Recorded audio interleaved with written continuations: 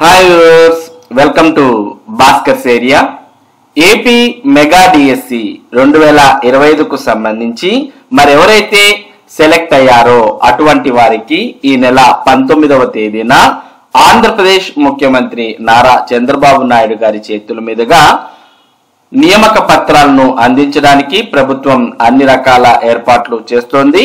ఎవరైతే అభ్యర్థులు ఎంపికైనటువంటి వారు ఉన్నారో వారు రేపు అనగా 18వ తేదీన ప్రభుత్వం ఏర్పాటు చేసినటువంటి బస్సుల్లో విజయవాడకు వెళ్లాల్సిన అవసరం ఉంది. ప్రభుత్వమే బస్సులతో పాటు అభ్యర్థులకు కావాల్సినటువంటి తిండి ఏదైతే మనకు రాత్రి భోజనం, తర్వాత ఉదయం అల్పాహారం, మధ్యాహ్నం భోజనం ఇటువంటివన్నీ కూడా ఏర్పాటు చేయడం జరిగింది. కాకపోతే అభ్యర్థులు వారికి కావాల్సినటువంటి బట్టలు, తర్వాత వారికి ఏవైతే ఇంపార్టెంటో అటువంటివన్నీ కూడా తీసుకువెళ్ళాలి. పండుకోవడానికి కావాల్సినటువంటి దుప్పట్లు ఇటువంటివన్నీ కూడా తీసుకుని వెళ్ళాలి.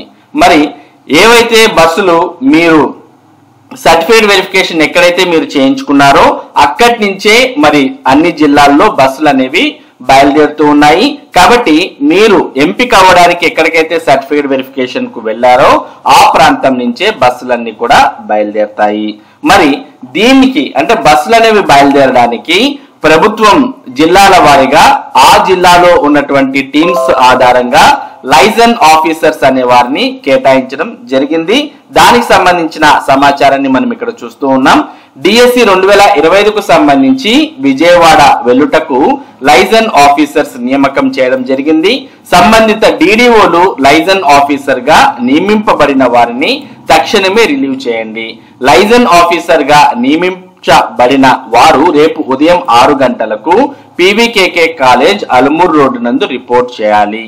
అందుబాటులో ఉన్న లైజన్ ఆఫీసర్స్ తో ఈ రోజు సాయంత్రం 4:30 జిల్లా సైన్స్ మ్యూజియం నందు సమావేశం ఏర్పాటు చేశారు.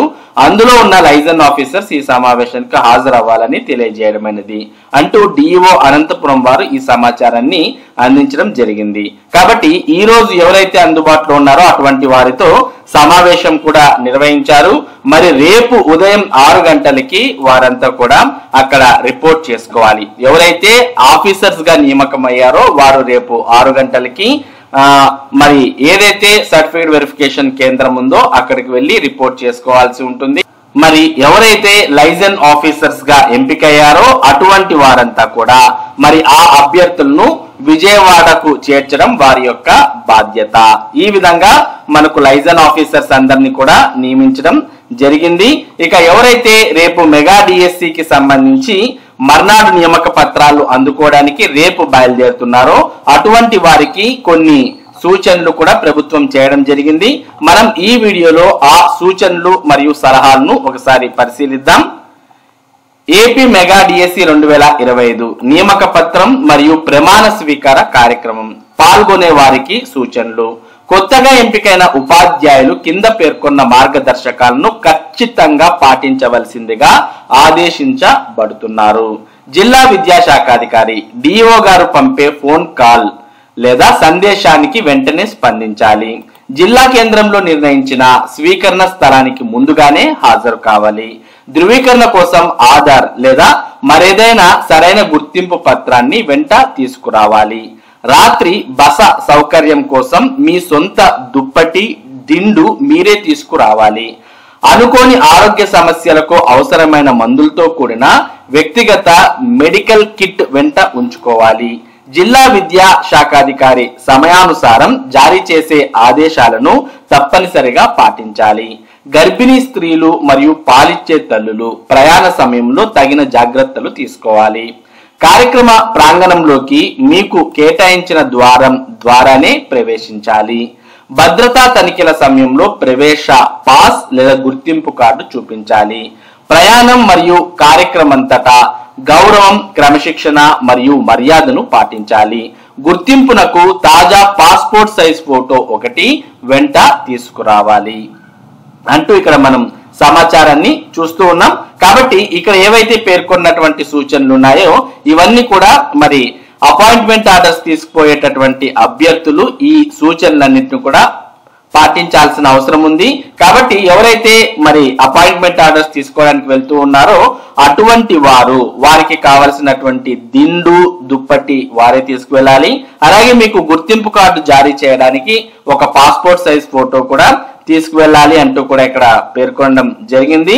తర్వాత ఎవరైనా ఆరోగ్య సమస్యలు ఉన్నటువంటి వారు వాటికి సంబంధించినటువంటి మెడికల్ కిట్ ను కూడా జాగ్రత్తగా వారు తీసుకొని రావాల్సిన అవసరం ఉంది అంటూ కూడా ఇక్కడ పేర్కొన్న విషయాన్ని మనం చూస్తూ ఉన్నాం. మరి మీకు అక్కడ నియామక కిట్ అనేది అందించడం జరుగుతుంది. మీ నియామక కిట్ లో ఉండే అంశాలను తప్పనిసరిగా అక్కడే పరిశీలించుకోవాలి. మరి మీకు ఇచ్చే నియామక కిట్ అంటే అపాయింట్మెంట్ ఆర్డర్ కిట్ లో ఏమేమి ఉంటాయంటే నియామక పత్రం అంటే appointment order, induction training order. మరి దసరా సెలవుల్లో ఎవరైతే ఎంపిక అవుతారో వారికి ట్రైనింగ్ కూడా ఉంటుంది కాబట్టి దానికి సంబంధించిన ఆర్డర్ కూడా మీకు కిట్ లోనే ఉంటుంది. తర్వాత ప్రమాణ స్వీకార పత్రం, తర్వాత గౌరవనీయ ముఖ్యమంత్రి గారి లేఖ, అలాగే గౌరవనీయ మానవ వనరుల అభివృద్ధి శాఖ మంత్రి గారి లేఖ అంటే సీఎం గారి లేఖ, అలాగే ఎడ్యుకేషన్ మినిస్టర్ కు సంబంధించిన లేఖ. మొత్తం ఈ 5 కూడా మీకు కిట్ లో ఉంటాయి. ఇవన్నీ కూడా మీరు జాగ్రత్తగా పరిశీలించుకోవాలి. ఇందులో ముఖ్యమైనవి ఫస్ట్ 3 అన్నమాట. నియామక పత్రం, ఇండక్షన్ ట్రైనింగ్ ఆర్డర్, తర్వాత ప్రమాణ స్వీకార పత్రం. ఇందులో మెయిన్ గా ఈ 2 కంపల్సరీగా ఉండాల్సిన అవసరం ఉంటుంది. ఇక ఇప్పటి వరకు మనం ఎవరైతే ట్రైనింగ్ కి వెళ్తున్నారో వారు చేయాల్సినవి ఇప్పటి వరకు చెప్పాం. ఇక ట్రైనింగ్ కి హాజరయ్యే వారు ఇవి చేయకూడదు అంటూ కూడా మనకి కొంత సమాచారం ఇచ్చారు. కాబట్టి ఈ అంశాలన్నింటినీ కూడా అభ్యర్థులు దృష్టిలో పెట్టుకోవాలి. వ్యక్తిగత వస్తువులను మర్చిపోవద్దు లేదా వదిలివేయవద్దు. ప్రయాణ సమయంలో సహచరులతో అసభ్యంగా ప్రవర్తించవద్దు. సమయ పాలనలో నిర్లక్ష్యం చేయవద్దు. ఎల్లప్పుడూ సమయ క్రమశిక్షణ పాటించాలి. విజయవాడలో నిర్ణయించిన వసతి గృహం కాకుండా ఎక్కడ బస చేయవద్దు. బస్సు తినుబండారాల కోసం ఆగినప్పుడు దాని వద్ద నుండి దూరం కావద్దు. ఆరోగ్య సమస్యలుంటే వెంటనే సంబంధిత అధికారికి తెలియజేయడంలో సంకోచించవద్దు. తెలియజేస్తే వారు దానికి సంబంధించినటువంటి చర్యలు తీసుకుంటారు. ఇక ఇండక్షన్ ట్రైనింగ్ ప్రోగ్రామ్ లో గైహాజరు కావద్దు, హాజరు తప్పనిసరి. పొగాకు, మద్యం, మత్తు పదార్థాలు వంటి నిషేధిత వస్తువులు తీసుకురావద్దు. అధికారిక సెషన్ల సమయంలో మొబైల్ ఫోన్లు, ఎలక్ట్రానిక్ పరికరాలు వాడవద్దు.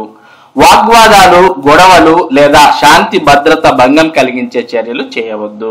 ఇక ప్రాంగణంలో చెత్త వేయడం గాని, వసతి మరియు కార్యక్రమ ప్రాంగణాలను శుభ్రంగా ఉంచాలి, అశుభ్రం చేయకూడదు. ఇక సంబంధిత అధికారుల అనుమతి లేకుండా కార్యక్రమ స్థలం నుండి వెళ్ళవద్దు. భద్రతా తనిఖీలు, ప్రవేశ విధానాలను నిర్లక్ష్యం చేయవద్దు. మీ నియామక కిట్ లేదా పత్రాలను ఇతరులతో పంచుకోవద్దు. వాటిని సురక్షితంగా ఉంచాలి అంటూ కొన్ని చేయకూడని పనులు కూడా ఇక్కడ మీకు క్లియర్ కట్ గా ఇచ్చారు. మరి ఇవన్నీ కూడా మీరు దృష్టిలో పెట్టుకున్నట్టయితే ఏపీ మెగా డిఎస్సి నియామక పత్రాలు అందుకోవడానికి వెళ్ళేటటువంటి వారికి ఇవన్నీ కూడా ఎంతో ఉపయోగకరంగా ఉంటాయి. మరి ఇవి ప్రభుత్వం తెలియజేసినటువంటి సూచనలు మరియు సలహాలు. ఇక రేపు ఎవరైతే నియామక పత్రాలు అందుకోవడానికి వెళ్తూ ఉన్నారో వారు రేపు బయలుదేరాల్సిన అవసరం ఉంటుంది.